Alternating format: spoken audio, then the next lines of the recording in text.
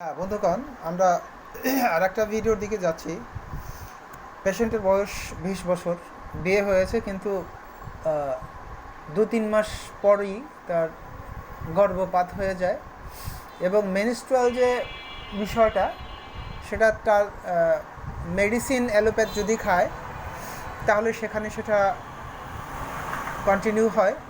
যদি মেডিসিনটা সে না খায় তাহলে সেটা স্টপ হয়ে যায়। এবং তার এই গর্ভপাতের বিষয়টায় সে অনেকটাই ভেঙে পড়েছে।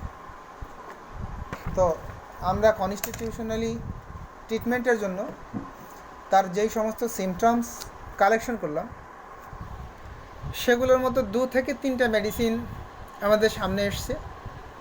পালসিটিলা এসেছে, ফসফরাস এসেছে, ফলোরিক অ্যাসিড। তো আমরা 3টার মধ্যে পালসিটিলাকে সবচেয়ে গুরুত্ব দিলাম। কেন দিলাম? রোগী গরম কাতর, এটা পালসিটিলার একটা লক্ষণ। রোগী মিষ্টি পছন্দ করে না, এটা পালসিটিলার একটা লক্ষণ। দুধ পছন্দ করে না, পালসিটিলার একটা লক্ষণ। খোলামেলা হাওয়া, বাতাস, আলো, ঘরের দরজা জানলা খুলে রাখা, এটা খুব পছন্দ করে। এবং সে প্রচুর পরিমাণে ভয় পায়, একা একা ভয় পায়, ভূতের ভয় পায়। এর সাথে আর যেই প্রবলেমটা আমরা পেয়েছি, আর যে সিমটমটা আমরা পেলাম, সেটা হচ্ছে সহজেই অল্পতেই ফ্যালফ্যাল করে পেশেন্ট কেঁদে ফেলে, আর তার মিনিস্ট্রুয়াল এই পিরিয়ডটা টোটালি বন্ধ থাকে।